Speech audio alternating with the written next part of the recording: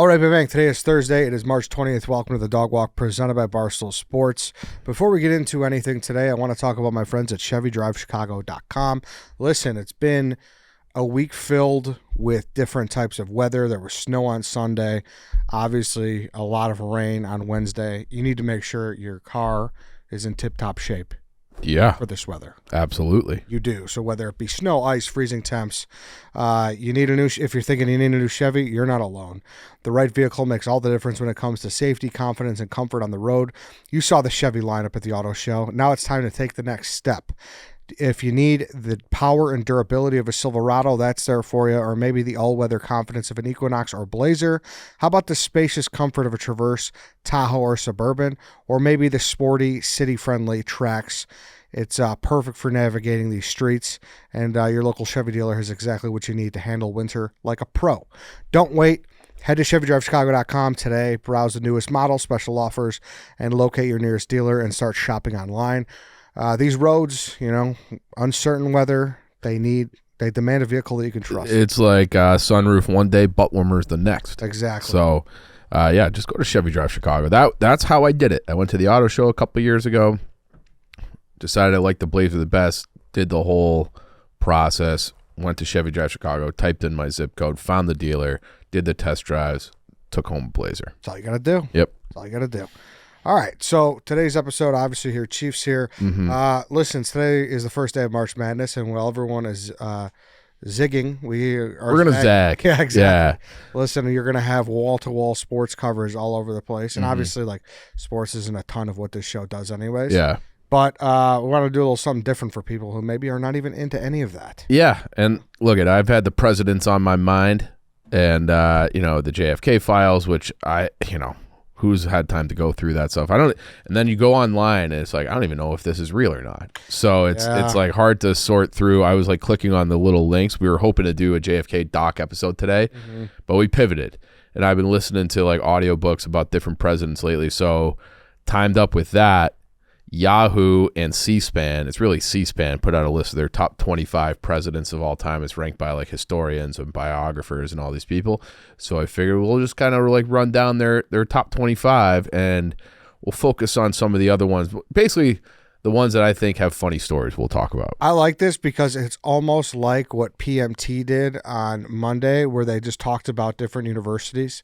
Oh, I didn't see that. Fun facts. Yeah. They did. They're like, Creighton Blue Jays. Did you know they got sued once for using the Blue Jays logo by the Toronto Blue Jays? No, I did not know that. So I saw a graphic of like a bunch of little tidbits. So I assume this is going to be very like that. Yeah, I think it's going to be a lot like that. Nothing like very political, and we'll focus on. Look, they have Obama's on this list, and they have Clinton's on this list. Like, kind of anybody who I lived through that I remember, we're just gonna kind of breeze through. Okay. Yeah. Sounds good. Let's do it. So, number one, Grover Cleveland. Okay, his name's not even Grover. His real name was Steve. Steven. So that's number one fact. Big Steve was his nickname, and I don't know if he switched it to Grover for branding or whatever, but his name was Steve Cleveland. Kind of rolls off the tongue a little bit. Doesn't sound super presidential. Yeah, but not only was he Steve, he was Big Steve. Big Steve. He weighed 275 pounds. No shit. Yeah, so he was Big Steve. Was he bigger than Taft? No, Taft surpassed him as the biggest. We'll get to Taft. Boy? Taft's coming up pretty soon. Because that's all I know about Taft. Yeah, so he was before Trump, he was the first guy to have non-consecutive terms.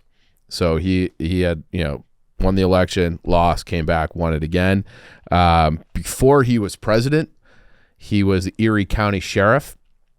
And one of his roles when you were the sheriff back then in Erie County was that you're also the executioner. So he was the hangman. He literally killed 2 people as the hangman in Erie County in upstate New York. So he's the only president to ever do that. And he had the option, supposedly, of having a surrogate executioner, but he would cost him $10, and he was like, nah, I'll just do it myself. So he like put 2 guys to death by his own hand, like legally, but killed 2 guys. Okay. Yeah, so I thought that was a little interesting fun fact. He's the only president ever to be married in the White House. So his first wife died, And then he gets elected in like 1885 or something like that. He takes office. 1886, he marries a woman named Frances in the White House. She was 21 years old. Yeah. He was 49. Quite the age gap. So, but she became like a media darling. Like everybody loved her. Everybody's, would like kind of fawn over her. Like she was kind of fashion icon. People thought she was so beautiful. You look up pictures and you're just like, I don't see it. But at the time, people loved her, and she was kind of like a sassy little minx. So supposedly the story goes, they lose the election, they do the inauguration, and like as she's leaving, she goes, "Hey, don't touch anything. We're coming back." So like basically like calling a shot. We're running again in 4 years. 4 years go by, they win. Okay. The other like little fun fact tidbit is that they're the first daughter between Big Steve and Frances Cleveland was Ruth. And again, like they were like kind of like how the Kennedys were talked about, with they had the young children, Camelot, all that. The Clevelands were like the media loved them, so they had the daughter, Baby Ruth. That's where the candy bar comes from. No shit. Yeah. So everyone thinks it's Babe Ruth, like obviously the baseball player, because it's an old candy bar. It's just a name that's been around forever. It actually is older than Babe Ruth. Baby Ruth was Grover Cleveland's first daughter with Frances. Wow. Yeah. Born while he was president. Holy shit. That's kind of a miracle. Like, not a miracle, but that's kind of unbelievable, because there's been a lot of things that have been named over people in pop culture, and they usually don't last. And this has lasted so much, no one really even knows where it's from. Yeah. Yeah. Exactly. Like, that's a sign of a good branding. Like, that's good.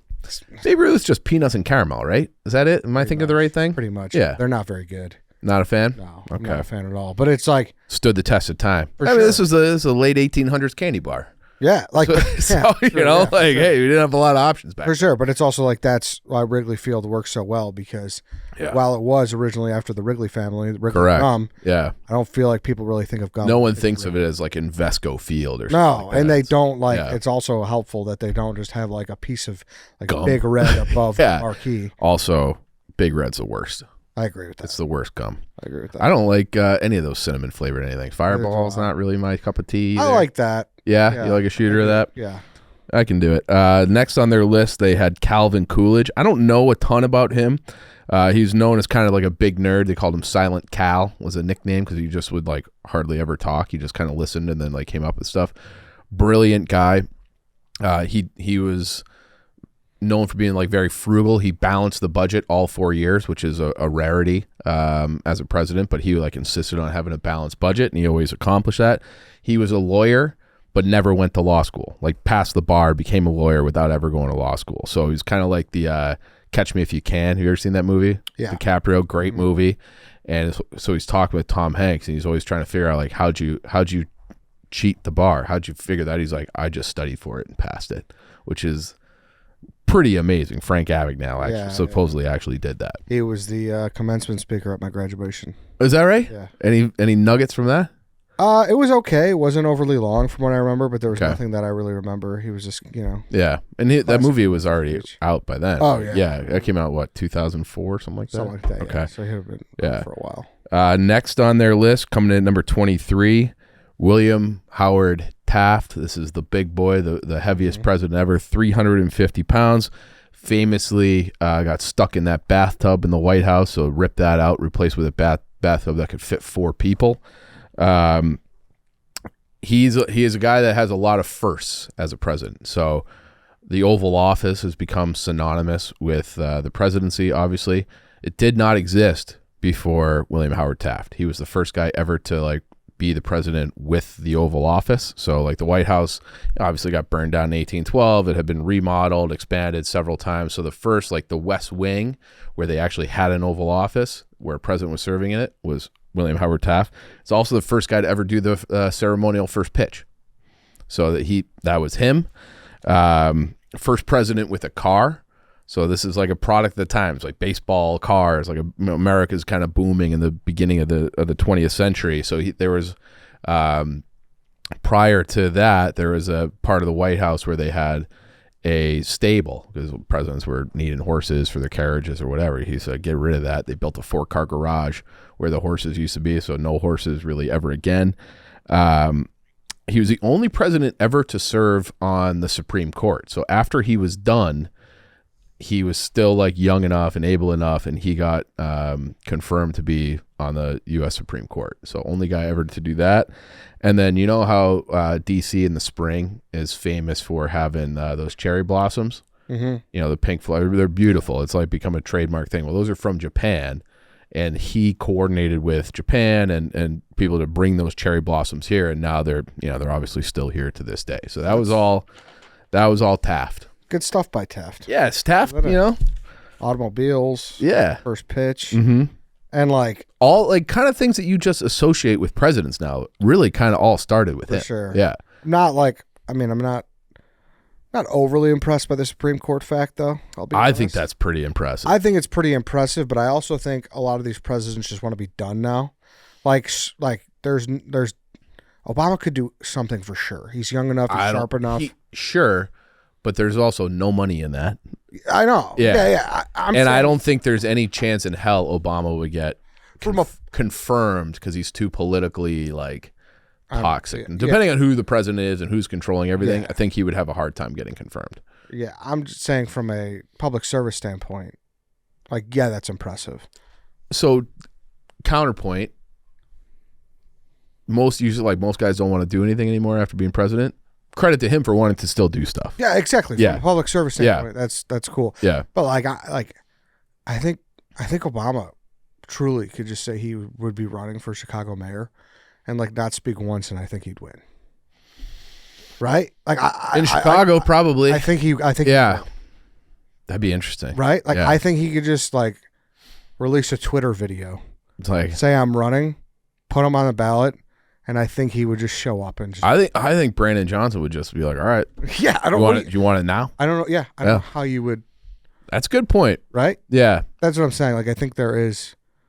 Yeah, but then he's probably the only one. Bush is still kicking around. He wouldn't be able to. He wouldn't get elected to fucking dog catcher. He's. Mm-hmm. Yeah, we'll see. And I said a very specific thing. I guess Bush wouldn't win Texas. No, people really hate him. Yeah. Mm-hmm. Clinton's way too toxic. Yeah, so it'd probably just be Obama would be the guy for very specific roles. I do think he could probably win mayor of Chicago. Yeah, I think he'd walk to it. Probably would. Yeah, probably would. 22 on C-SPAN's list is Andrew Jackson, a character. One of in terms of just having stories, this guy is probably the GOAT. So, do you know the story about his inauguration? No. So he was kind of a Trumpism kind of guy where he was the people just loved him, and it was a first non elitist president, where before that it was kind of all the people who were founding fathers, and then John Quincy Adams, who obviously his dad was the president. He was very well renowned and known in those elite circles. Jackson was a war hero in 1812. So he's hey, this is the people's house. It's an open invite to the inauguration post party. Everybody just come on through. People took him up on that offer. Okay. And then it was a rager in the White House. People didn't leave. They didn't leave for days. It was this a shit show, but it was this Jesse Pinkman party. Yeah, it was great. Yeah, it was just going on and on for days, and it was a thing where you're not supposed to ask anybody to leave the White House. So what they did was that they ended up just being hey, we got kegs out on the front lawn, and so everybody went out on the front lawn on day 3 of this party of this rager. And then they locked the doors. So that's how they got people to finally leave. But that was his thing. He was involved in many duels. Okay, so the most famous one, he killed a guy in a duel. This guy named Charles Dickinson. It was over a horse race. They had a dispute over horse racing, and then the guy was making fun of Andrew Jackson's wife, Rachel. And he's like, "That's it. We're dueling." And so he was from Tennessee, and this guy, Charles Dickinson, was known as the fastest, most accurate gun in Tennessee. He didn't give a shit. He's like, "We're dueling. You insulted my wife. We're having a duel." They have a duel. Dickinson fires first, gets him, shoots him in the chest. Jackson somehow shakes it off, fires back, kills him. And they were never able to get the bullet. So he like died with bullets in him. So like survived the duel. And this is before the War of 1812 where he was a general, won the Battle of New Orleans, all these. So, but he just had a bullet in him. He said it caused him pain the rest of his life, but he was dueling. And with this guy, Charles Dickinson, killed his ass. Okay. Convicted felon, assault and battery. He was shot in a bar fight 7 years after that duel. He had another gunshot wound in 1813. So he was like a wild boy, like this Andrew Jackson. And then, so like I said, he was a general, war hero, the Battle of New Orleans. So he won the Battle of New Orleans. The only problem with that was the war was over. So they had already reached a treaty, but this is, I think it was 1814, where they just couldn't get the message to the front lines fast enough. So the war was over and they're like, well, we're here. Let's just have a battle, because they didn't know the war was over yet. So he wins that battle, goes on to have a military, stays in the military. And there was a period of time, I can't remember who the president was. It might have been, no, it wouldn't have been Quincy Adams. Maybe Monroe or Madison. But they were, Florida, obviously not one of the original 13 colonies. The United States manifest destiny, always trying to expand. And so they were in negotiations with Spain to buy Florida. The U.S. government was. And they were like, had a high price tag. And so Jackson decides, I'm just going to go fucking take it. So, and the president's like, no, don't do that. We don't want to have like an international incident. We don't want to go to war. We'll see if we can buy it. Jackson ignores that order, marches in on Florida, starts like bombing, invading Florida, and gets it and wins. And then so the Spanish like knew this was going on. So then they were like, we don't want to fucking deal with this. So they dropped the price. We buy Florida. And then Jackson was like, that was pretty sick that I did that, right? And they're like, yeah, whatever. But like just objected or ignored an order from the president of the United States, like, don't do that. Did it fucking anyways. And then that's how we got Florida. Damn. Yeah. This guy's fucking nuts. Basically, Nicky Smokes is president. You wonder why those people are like that. Yeah. Then they have, that's kind of, I mean, he did a lot of other bad shit. Trail of Tears. You know about that? Marched all like the Choctaw, the Seminole, any Native Americans who were from east of the Mississippi River. He's like, you're out. And they kind of just marched them all, or, a ton of them died on the way to like be resettled on reservations, I think, which were mostly just Oklahoma, which at that time was considered like the shittiest piece of land. And there was oil under it.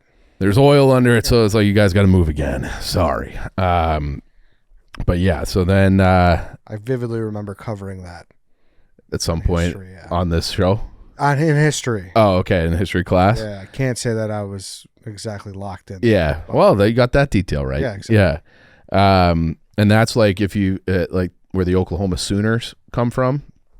So when they decided like, hey, we're pushing all the natives off of here, we're just going to give it away for free to white settlers.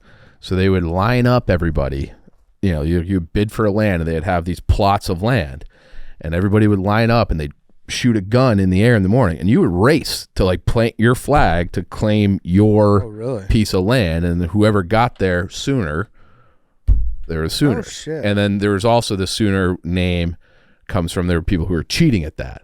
So they would like, you were supposed to start on a line and race to these different plots where people would get up before dawn, and then the race would go off, and then they'd stand up in the plan and be like, hey, like, I was here, this is my land. And they were the Sooners. They went Sooner.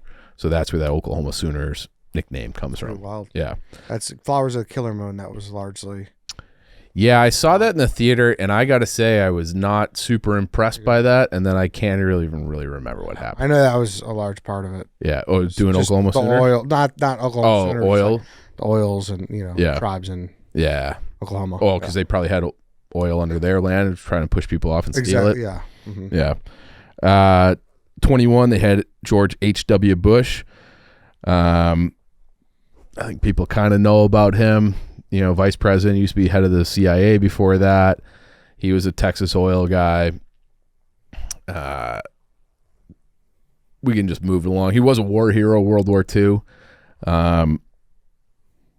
Maybe he was there when Kennedy was killed. Who knows? Maybe tried to have Reagan killed. Who knows? Kind of a bad guy. War in Iraq, the first one, Gulf War. 20th on the list was Ulysses S. Grant. You know Grant, right? Yeah. General, Civil War. There's this great. I was reading this book about. It was actually Stanley McChrystal's autobiography. I was reading this years ago, and he had this quote where he would say, "Lick 'em tomorrow," meaning like, "Hey, like, just get up back on your feet." And it comes from Grant. So it was like after the first day of the Battle of Shiloh, Grant is like sitting underneath a tree and smoking a soggy cigar in the rain, just like laying there. And Sherman walks up because it was like this bloody, horrible, muddy war or muddy battle. Thousands of people are dying and they're losing. And Sherman, the other, another famous general, he goes, "Man, we've had the devil's own day today." Grant takes a big puff out of the cigar and just says, "Yeah, well, lick them tomorrow." Like, so I don't, that was yesterday. We'll get them tomorrow. And they eventually did, and they won the war. And Grant, he was an abolitionist guy, but like not super active, vocal about it. His father-in-law gave him a slave as like kind of as a wedding present to kind of like stick it to him. Like, oh, like you're an abolitionist. Well, guess what? Now you own a slave. So they always had beef. He eventually freed that guy. But he had a son, and like after the war, he got into business, and these guys just like completely swindled him. So they had no money. Like Grant had no money after his presidency, and so he had like these artifacts, like destitute, and he had a young wife, and he's like, I don't want to leave her like completely fucking broke, and so he like sold. It was like Robert E. Lee's sword. And I think the Bible that he took the oath of office with, he sold them to Vanderbilt, who was like, Titan. This is like 1880s, something like that. And he donated those items to like the national museums. But like he had such little money that he was just trying to sell his most prized possession. So like to end the Civil War, Robert E. Lee hands over his sword. Grant takes it, and then like he's like, this is all I like have left. So then these two guys come along and are like, why don't you just write an autobiography? We'll give you some money. And he's like, how much? And they're like, how about $1,000? And this is back, 1800s. He's like, fucking deal. Okay. So then he's friends with Mark Twain. Grant is. Yeah. And Grant's, he's talking about his money. He's like, why don't you just, do your autobiography? And he's like, I'm going to do that. I have an agreement. I was just talking to these two publishers, and he's like, what are they going to give you? And he's like, $1,000. He's like, don't fucking do that. He's like, he had become a publisher himself at that point. Mark Twain was. So he eventually does a deal with Mark Twain, and he's writing this, and Mark Twain like writes it. So he like, Grant kind of sits there and tells a story, and Mark Twain is the guy, I'm pretty sure it was Mark Twain, is writing his autobiography. So right as he's finishing the book, Grant, from all his cigars and everything, gets cancer, throat cancer, and dies. But it's left to his wife. She made out like a bandit. Like the first sold like millions of copies, like millions. It was Ulysses S. Grant, the war hero, the president. So his memoirs was like one of the most, like, it was like viral. It went viral. She made like $400,000 like the first payment. She made millions, and back then it's like, so she was set for life. So he was going to do it for $1,000 and be like, try to live off $1,000 until he died, which I think he was writing the book for like 2 or 3 years with Twain. Instead, his wife becomes like insanely wealthy. He's buried in like Harlem in New York City. And but that was like his story. Damn, so shout like, out to Mark Twain. Yeah, Mark Twain like saved him. Yeah. 19, they had Clinton. 18 was James K. Polk. So Polk was like kind of like an underdog, dark horse guy. This is like 1840s. And he was like, I'm just going to do one term. He's like, I'll just do one term, then you guys can kind of regroup and, you know, find your more ideal candidates. And then in that time, he did the Mexican-American War and won it. And like kind of like, so that's like the Davy Crockett, you know, the Alamo, all that kind of stuff is happening right around that time. So they go to war with Mexico, and in that war, they get what became New Mexico, Texas, Arizona, California. Like, he expanded the American borders by over 1 million square miles. Then he's just like, all right, I'm out of here. Done. 1 million square miles in 4 years. A lot of miles. A lot of miles. A lot of wealth. So then you get like the California gold rush. You get, you know, Wyatt Earp and Arizona, silver, all the mining, everything. Like, all that land was Mexico's. And it's just like, no, that's ours now. Manifest Destiny, James K. Polk. It's kind of wild how, like, obviously there's the talks right now of, like, Canada. Yeah, the 51st state. And right? it's like, oh my gosh, how could you do that? How could you talk about that? And, like, I'm not saying it's apples to apples because, yeah, whatever. It's but a different like, time. It's a different time, Yeah. but it is crazy to think, like, land expansion has happened. It historically, Yeah. for up until World War II, and the, you know, and post World War II, land expansion was the name of the game. Every European power, whether it's a British or, I mean, you have the Ottoman Empire, the Roman Empire, Austrian-Hungarian Empire, you had the Mongolians, the Persians, like, everybody was always expanding. And, you know, the United States did that. And then after World War II, where you saw, like, that was the last time there was, like, sanctioned, not even sanctioned, but like Germany, like, Hitler marched on, you know, he kind of just annexed Austria. It was like, hey, you guys are with us now. That was not, like, no shots really fired. And then it wasn't until he went into Poland, everyone's like, all right, like, that's enough. And then they went to war, and they kind of had like a moratorium on, you know, or outlawed aggressive expansion by states, that because it was just like, this is going to lead to more wars. And that was like the big thing about this Russia-Ukraine. It was that, you know, they got Crimea, they're moving into the eastern part of Ukraine.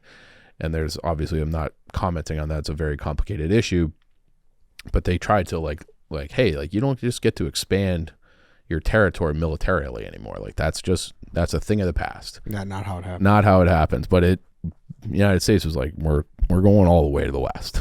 We're getting everything. They buy Alaska, they get Hawaii, they get, you know, they did a lot to expand their territory. So it's like, when you think about before that, all the European, which they all kind of carved up Africa, they all had like Indochina, different places, South America, obviously, and the United States had that Monroe Doctrine, which, like, we're not going to do any of that, but we're taking over North America, basically. And then now, yeah, like you said, the 51st state, I've seen people be like, we should just get Alberta and Saskatchewan and Manitoba, and like, they'll let the other ones still be Canada. So none of that's going to happen, obviously, but yeah, back in the day, land expansion was the name of the game. 17, they had John Quincy Adams. His father was John Adams. So because his father was John Adams, and he had all these different posts all over the world, for, you know, he was Secretary of State, he was Vice President. I think he might have been both, but I think John Adams he was at least Vice President. And so then he traveled with his father. So like, when they were making overtures to the king, you know, pre-revolution and right after, he was traveling with his father. So at that time, he was like the most well-traveled person ever, because he did, like, I think it was like over 10 trips across the Atlantic in his lifetime, which was unheard of back then. Usually it's like, if you cross the Atlantic, you're kind of staying, and no one really ever did it except for like diplomats. So or like immigrants coming here and then never going back. So he was going back and forth. So he was like known as this worldly, like, you know, well-traveled person who was great on foreign relations. And then the only reason he got to be the president, I can't remember, did I just say this with the Jackson one? Where Jackson, during the war, like when he was talking about the War of 1812, was basically like, yeah, fucking people from Kentucky, like, they were cowards, like, they didn't do shit in that war. And he pissed off like the Electoral College, like the representatives from Kentucky. And even though Jackson won, because they were running against each other, he won the popular vote by like a landslide. The Electoral College like this people from Kentucky like flipped people in the Congress. So it was like no one had the majority. So then it went to Congress, and then the representatives from Kentucky were able to flip it enough to give it to John Quincy Adams. So very controversial. And then he kind of like the other guy so he only did one term, but then he was elected to Congress as a representative from the state of Massachusetts. And his big thing was being an abolitionist. But he served Congress until he died. Like he died like in his chair in Congress. So longstanding guy. They had James Madison. He was the shortest president ever. They have him at 16. He was 5'4", so short king. James Madison, little guy, short cat. And then he's known for like he's brilliant. Like he wrote the Constitution. He did the bit like largely credited with writing the Bill of Rights as well. And then he was president during the War of 1812. So Jefferson was like, we're not going to war with England. Like, even though England was like harassing our boats and they were at war with France at the time, he's like, we don't want any part of that. And then so he came in probably because he had short king energy and was like, no, fuck the British. And they went to war. They burned down the White House. And then eventually it just like kind of was a stalemate. Signed a peace treaty. 15, John Adams. So he was the second ever president. His critics, we've talked about this before, because he and Jefferson, like during that election, they were like talking all sorts of shit. Jefferson like wrote in papers that he was a hermaphrodite, meaning like he had both male and female genitalia, which wild move. They think things are crazy today. They've always been wild. He referred to him as his rotundity as he was president because he had like a big pot belly. But again, another guy who kind of came from nothing. He was just like a farmer with like a small farm, educated, became a lawyer, and was like a very famous lawyer. Like defended. There was like the Boston Massacre where they like the British troops shot a bunch of people, and he stepped up to like defend them, even though he hated the crown. He's like, we have to do like what's right. And then he was one of the main authors of the Declaration of Independence. Loved his wife, wrote thousands upon thousands of letters to his wife because he'd be in England, he'd be in France, he'd be in DC when she was back in Massachusetts. And like she was like his number one confidant, and they still have a lot of these letters like preserved. Like you can go read John Adams' letters to his wife like at different museums and stuff, which is J.A. would have loved the FaceTime invention. Oh yeah, he would have been all about it. And then he died on the 4th of July, which is a nice fact. Oh wow. And he died the same day as Thomas Jefferson. So they eventually kind of patched things up. They became pen pals like later in life, and then they both died on the same day. 14 was McKinley. I got nothing on McKinley. Okay. Nothing on McKinley. 13, they had Woodrow Wilson. I think you could make an argument Woodrow Wilson's the worst president of all time. So he's a guy who came up with the Federal Reserve, and then afterwards he was like, I fucked up. Like I just sold out my entire country to like these elite bankers. Like we'll never be the same. He's like, my bad. It's like, yeah, you're bad, dude. Then he ran for re-election on the basically like, I'm going to keep us out of the war of 1812. Out of the First World War. He was like, I'm going to keep us out of that. Then obviously we go into the war. That was in 1917 after they sank the Lusitania. He goes into war and comes out of it. And now because Europe has been completely decimated over 4 years of war, and America was largely, obviously, untouched because we're protected by an ocean. America is now this industrial might, like, and we are, for the first time, we're now like at the big kids table because we were on the right side of our side won the war. They need our help. We got all this industrial power. And so Woodrow Wilson goes to Paris, and there's a great book called Paris 1919 that kind of breaks down everything that happened in that peace conference, because you had Ottoman Empire completely broken up into a million different little countries. You had Austro-Hungarian Empire. Then it's like, what do you do with Germany? And then so he had the precursor to the UN. And then he, at the end, he kind of got like bullied into it, and they made the punishments on Germany so tough that Germany was like set up to fail. And because Germany was effectively a failed state, you had a lot of chaos. And when you have chaos, you have like these crisis actors emerge, guys like Adolf Hitler. So he, because of his inability to get like a fair deal done that would have like allowed Europe to rebound, he kind of set the stage for World War II. So Woodrow Wilson sucks. He also had a little Biden in him. He had a stroke in office at the end of his second term. So no one ever really saw him again. And they'd be like, hey, like we got this kind of pressing matter. And his wife would be like, I got it. I'll bring it to him. And then she was effectively, supposedly running the country for like the last year of his term. And like, Who the fuck was his VP? No, but his VP, it didn't matter because he was like, it's like, hey, he's still the president. He's fine. I'll take care of it. And so she would like bring him notes, and it would be like, or maybe she didn't, and maybe she was just the one running the country the whole time while he was comatose. But that was Woodrow Wilson. They have him at 13. James Monroe was next. They have him 12. James Monroe, probably he was like one of the last founding father type presidents. He had the Monroe Doctrine, which was, I referenced before, is like, hey, European powers, you guys just stop fucking around in our hemisphere. We'll have neutrality over all your wars. We'll stay out of it. And we kind of just we abided by that for like 140 years, really, or 100 years at least, until World War I. Was like we went 100 years without any foreign wars. And it was because we like abided by this Monroe Doctrine. So of all the founders, aside from like the Bill of Rights, this policy was the thing that like had the longest shelf life. They have Lyndon Johnson. He was the guy who took over after Kennedy was shot. He's known for having a big dick. I don't know, people don't talk about that. He's known for having a huge hog. That's why they call it a Johnson, right? That's why his nickname was Jumbo also. And it was not about like, being tall or he was a big kind of imposing guy.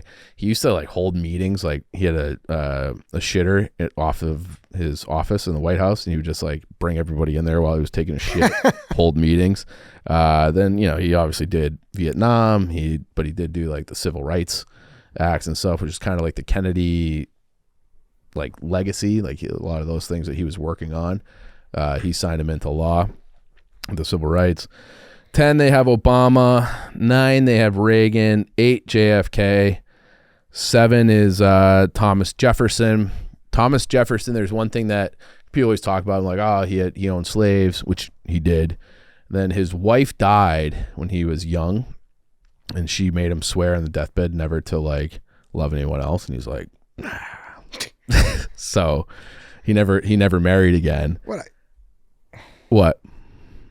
For her to do that. Crazy, yeah. Right? That's kind of like pretty selfish. Yeah, don't do that. Yeah, don't do that. Then he had Sally Hemings, obviously. He had children with her, and so he only freed 2 of his own children. The rest were born into slavery. But before he was the president and like one of the founding fathers, he was a elected representative for like the colony of Virginia. And he tried to ban slavery in Virginia, well before America. I think it was before America was even a thing. Like he was trying to get that banned, even though he himself owned slaves and always did until he died. But still owned slaves. But it was like, so it's like, hey, was he? He's kind of like a bad guy who's a genius, but like a weird, like he has like these weird contradictions that I feel like people don't necessarily talk about. Truman, I feel like everybody knows about that guy from Oppenheimer. Like he has a little shine in Oppenheimer. Yeah. So obviously he took over for Roosevelt, dropped the bomb. Nobody ever liked him. Like he like kind of got into the Senate being like, all right, like you can be the senator. Then he gets picked as VP. Then he wasn't supposed to win that election. It was like considered a major upset when he won the election. I think it was in 48 over Dewey. But then like history has been supposedly more kind to him. He also survived an assassination attempt. So he moved out of the White House because it was being reconstructed. And these 2 Puerto Rican guys came in and basically got into like a gunfight with security. And like he could hear it going on, but they were like out to kill Truman. I feel I didn't know that until recently, that people are going to try to kill him. 5, they have Eisenhower. Obviously, he was a general who won the World War. I love him. World War II. I love him because he did highways. Yep. Highways is like, I feel like we don't talk about that. I've mentioned on this show, I know, but like incredible. It really is. Think about that. Yep. Imagine me like, we need trillions of dollars. Yeah. To build all these roads. Killed it a little, but you could get to Elmhurst to downtown in 20 minutes. It's incredible. You take Route 66 all the way to California because of him. Yeah. So, great job there, Eisenhower. Teddy Roosevelt was 4. He's the president I like the most. Like he and Jackson, I feel like, have the craziest stories. Like, do you know he used to hold boxing matches in the White House? Nope. Yeah. So, and like he would participate. Oh shit. And it wouldn't even just be like, sometimes it was just like random people. He also would like invite the heavyweight champion in, and he would fight the heavyweight champion. Okay, in the White House, like for his own enjoyment. And the only reason he stopped having boxing matches in the White House was because he was fighting like his aide de camp, like a military, I think he was like a general or sergeant or something like that, but a guy who was like working in the White House. And they're like, "Oh, we're gonna have a fight." It was bare knuckle boxing, and the guy caught him, blinded him in one of his eyes. So he's like, "All right, I guess we shouldn't be doing this. I guess Shut it down. But he was blind in that eye for the rest of his life and was ashamed of it because he lost a boxing match in the White House, like an unsanctioned fight in the White House. He also helped invent the forward pass in football because people were dying. We talked about that before. Yeah, people were dying, so he was like, "All right, we gotta get together. Like, why don't you just throw it forward and see if less people die?" That was him. What else did he did? Like, he's the national parks. Like, he just would take these large swaths of land. And it's like a great line that I love, because people would be like, "Hey, if this land is for the people," well, this is like all the Western United States, then let the people benefit from it. So if it's mining or logging or, oil or whatever, farming. And he's like, that land belongs to Americans still in the womb of time, meaning like, people generations from right now should be able to enjoy Yellowstone and Yosemite and all these places that they don't have a vote because they haven't been born yet, but they're still Americans, and that land belongs to them too. So that's like one of his biggest legacies is the national park system. Yeah. Yep. Then they have FDR was 3. Feel like he's pretty well documented. Washington was 2. Didn't really do much except for have wooden teeth, some questionable morals and ethics, but set the precedent of leaving after 2 terms, which every president did until Roosevelt, and then after Roosevelt, because Roosevelt won 4 elections before he died in office, and then after that they passed a law where it's like a president can only serve 2 terms. And then number 1 they have was Trump. Oh, really? No, it was Lincoln. I was like, where'd you get this list from? No. You fooled me, because that's not that crazy. That's how crazy things are. Yeah, no, Trump didn't make the top 25. That's a fucking C-SPAN list, dude. No. Yeah, you're right. You did. I forgot where the list came from at the beginning. I don't know. Yeah, no, it was Lincoln. So Lincoln, Civil War, held together. It's funny that if you ask, you've heard of libertarians, right? Yeah.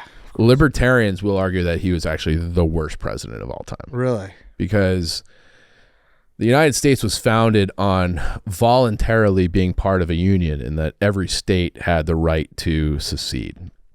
And so when they seceded, they would argue it doesn't matter what their reasonings were. They're out. And that we're all free people. They voted to leave. They want to leave. They should be allowed to leave. So he had like that thing where it's like he kept the union together by force. He had some things where he would like kind of took over newspapers. He had a guy in Ohio, I think he was a congressman, who was just talking shit all the time, talking all kinds of shit about Lincoln. So to the point where he's like, that guy's working for the South. Arrested him, had him deported across the front lines. Like, you're out of America, dude. You're in the Confederacy now. We'll see you later. So like, just for having, so you like kind of trampled on the First Amendment there. Then he you know what habeas corpus is? It's like the right to, I have this right, like a right to a speedy trial. Yeah. So learn that from Making a Murder. Okay. So he suspended that too. It's like, so if you were talking shit or if you were, you know, like a quote unquote enemy of the state, because like Maryland was, they allowed Maryland obviously to keep their slaves, to keep them in the Union, because DC, the capital, is between Maryland and Virginia. Virginia was gone. So, but if you were seen to be doing like seditious acts, then you would be arrested and just thrown in jail, and like you have no trial. You're gonna rot there. So like he had some like constitutional things where people are like, but it's like Civil War. Like he was a wartime president. The secession actually started before he even was inaugurated. Like when he in his inauguration speech was like, "I'll keep slavery forever, just everybody stay." And they're like, "We don't believe you," because his whole life had been an abolitionist. But then, yeah, that's his list. They say he was the greatest president ever. Hard to argue with. And I can't believe you swerved on me. I thought you changed it to like a Breitbart or like an OAN. No, I just want to see if you would catch it. You didn't. Yeah. He got Lance too. I saw Lance's face. It's like one of those like modern day lists where it's like they'd have Ohtani as like #1 baseball player of all time. Yeah. You know? Yeah, I was shocked. I was like, what? That can't be real. Can't be real. Guess what, boys? It wasn't. Yeah, I don't know. We have entered a time where everything is believable. I know. I hate that. It's crazy. Yeah. It's crazy.